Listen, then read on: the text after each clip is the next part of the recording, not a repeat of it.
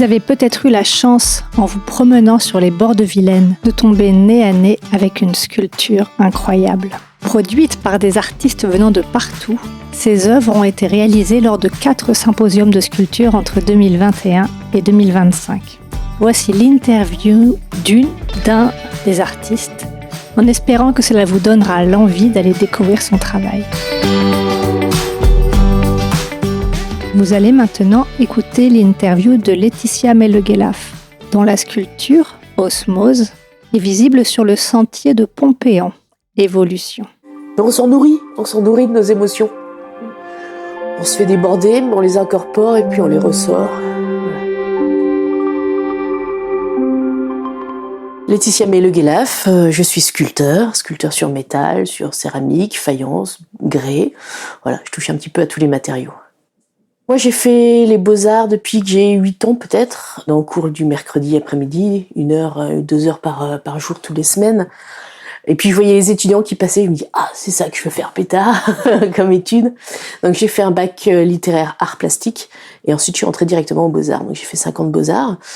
Je me destinais plus au cinéma, aux effets spéciaux, par ordinateur. J'ai touché un ordinateur et on s'est pas compris tous les deux. Donc après j'ai touché un bout de métal et là ça allait beaucoup mieux. Donc j'ai eu la chance d'avoir 2 personnes dans les ateliers aux Beaux-Arts qui connaissaient leur histoire et je les ai suivis partout. Je regardais tout ce qu'ils faisaient et j'ai appris comme ça en fait tout ce que je sais quoi. Et après ça a été comme une lettre à la poste, j'ai envie de dire. J'ai passé 5 ans, j'aurais pu en passer 10. Je me trouvais très bien là-bas. Et puis après j'ai continué. Pendant ce temps-là j'ai donné des cours. Et ensuite, plus ça va, et plus je prends du temps pour ma création personnelle.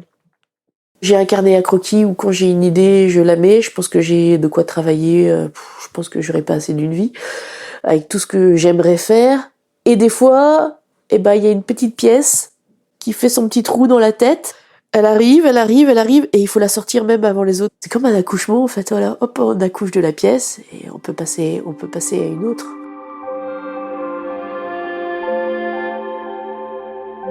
Que ce soit à travers de l'enfance ou au travers de l'écologie, j'essaye de faire passer des messages, voilà. Il y a la figuration du doudou, il y a cette imagerie très commune et très rassurante de certains animaux. Et à partir de là, on peut aller un petit peu plus loin. Souvent, à travers les pupilles, je mets des collages de ce que nous, on fait subir à ces animaux-là. Donc ça peut être la fonte des glaces pour les ours polaires, ça peut être plein de petites choses. Donc il y a une double lecture souvent dans les œuvres. C'est l'œuvre frontale, on n'aime pas, esthétiquement parlant. Et ensuite, si on va aller un petit peu plus loin, il y a un petit propos un peu plus profond. Je travaille souvent des animaux qui ont une mauvaise réputation, entre guillemets, que ce soit des corbeaux, que ce soit des loups, que ce soit des araignées, des vautours.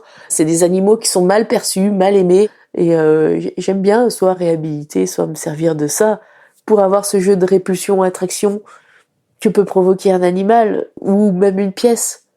J'utilise beaucoup, par exemple, dans des pièces métalliques, je les mélange avec de la fausse fourrure. Ah, c'est tout doux, on a envie de toucher, mais en même temps, ça coupe. Alors, on a un petit effet de recul, mais on est quand même attiré. Et c'est tout ça qui est une mécanique qui m'intéresse. J'aime bien mélanger les choses, donc forcément, on arrive à des hybridations, des animaux qui n'existent pas dans la réalité des choses. En fait, je travaille rarement avec des supports photographiques. Donc les espèces, entre guillemets, animales peuvent se mélanger assez rapidement. La frontière peut se brouiller. C'est pas un loup 100% anatomique. Pareil pour les ours. C'est mon idée quand je le fais à ce moment-là et ce que je ressens quand je le fais.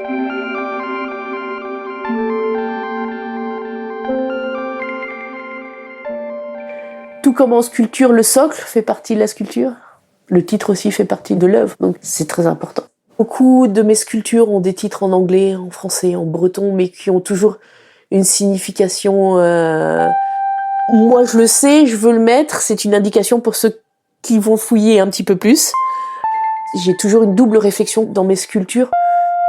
Je fais rarement les choses juste pour les faire parce que c'est joli. Je pense que ça se mélange un petit peu, les propos, les idées et l'esthétisme qu'on veut projeter. Tout ça, ça s'amalgame. Alors des fois, effectivement, le propos peut venir en tout premier. Oui, je veux faire une pièce très impactante sur le réchauffement climatique. Je fais un ours qui craquelle dans sa banquise. voilà, qui se délite complètement. La pièce s'appelle Fragilité. Elle est cuite sur son grillage, ce qui l'a fait exprès s'éclater de toute façon. Et c'est le propos. C'est tout ce qui se brise, les glaciers qui fondent, voilà, leur espace naturel qui se réduisent. Voilà, c'est tout ça qui est projeté. Je finis rarement mes pièces également. Ça m'intéresse pas de tout donner à voir ou d'avoir un animal dans son entier, tout fini, tout beau, tout propre. J'ai envie que les spectateurs projettent aussi ce qu'ils veulent et finissent par eux-mêmes la pièce.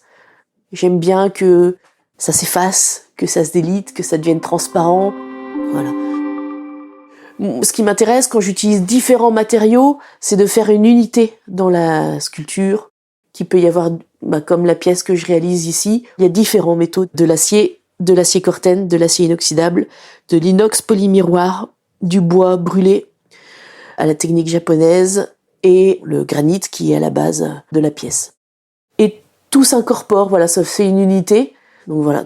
Osmose, déjà c'est ma plus grande pièce réalisée à ce jour. Ce que je voulais également, c'est de brouiller un petit peu les frontières entre l'industriel, le naturel, le bois, le végétal, l'organique, l'animal, avec cette volonté aussi que la pièce disparaisse dans son environnement, parce qu'elle sera mise c'est un écrin de verdure. Donc pouvoir voir à travers aussi, je trouvais que ça c'était important, comme si elle s'effaçait un petit peu. L'inox polymiroir, la nature va se refléter quand il y a personne, mais si on se met en face, effectivement, on va se refléter nous-mêmes dans la sculpture. Et c'est aussi ce petit propos que le bois est brûlé, on fait brûler notre maison qui est la nature, mais c'est notre faute, donc c'est nous qui nous reflétons dedans, quoi. La cause est incorporée dans la sculpture.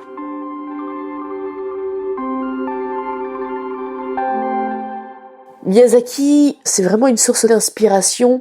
Déjà, il a l'imagerie du cerf. Je pense que c'est aussi pour ça que j'ai pris le cerf pour la pièce. Dans Princesse Mononoke, on a un grand cerf majestueux, l'incarnation même de ce qu'est la nature. C'est quelque chose de très noble, et en même temps, c'est une pièce qu'on retrouve chez les chasseurs, voilà, la tête coupée comme un trophée.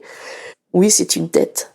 Elle est hors contexte, elle n'a pas de corps, mais elle se suffit à elle-même dans les propos que je veux faire passer, c'est-à-dire la majestuosité. Bon, là, en plus, on a l'ampleur de la taille. On ne peut pas faire autrement que d'être confronté directement à l'œuvre, en face à face, et même de se sentir tout petit par rapport à la nature. J'aime me mettre des défis techniques. Faire une pièce de 5,60 m en 3 semaines, ça en était un qui était pas mal. Et en fait, c'est souvent dans la difficulté que les pièces sortent. De toute façon, on est obligé de la sortir. Donc on fait quelque chose, et c'est souvent comme ça que ça explose en fait.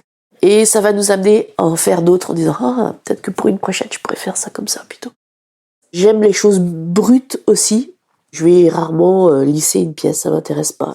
Je pense que pour moi, la façon dont une pièce est construite, si ça transparaît, c'est tant mieux. Ça fait aussi partie du travail. Alors ça, c'est mon écriture, mais j'aime bien un petit peu brouiller les frontières, parce que la façon dont je travaille peut aussi un petit peu brouiller la perception qu'on a de la matière. Ah, c'est du bois ou c'est de la terre? Des fois, on sait plus. Et ça m'intéresse en fait.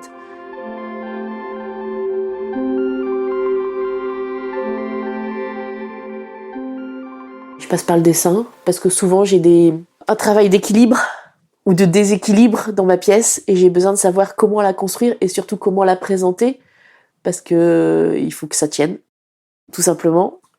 Et ensuite, je passe par la sculpture.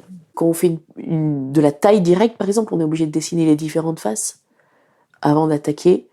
Mais en même temps, je me laisse toute la liberté. Ce n'est qu'une intention de départ. Puis on tire un fil. C'est pour ça qu'il y a des pièces qu'on pourrait ne jamais finir, en fait. C'est assez compliqué, parce que ça évolue souvent. Il y a une deadline dans un symposium, donc on joue avec les aléas, les blessures, les contretemps météorologiques, 2 jours de pluie discontinuée où on peut pas souder, une chaleur écrasante où c'est compliqué, où tout se met en surchauffe et l'électricité arrête pas de sauter parce que on utilise tous de l'électricité. Bon, ça fait partie du travail. On sait que ça sera pas exactement peut-être comme on l'avait imaginé, mais le résultat est celui de l'expérience en fait.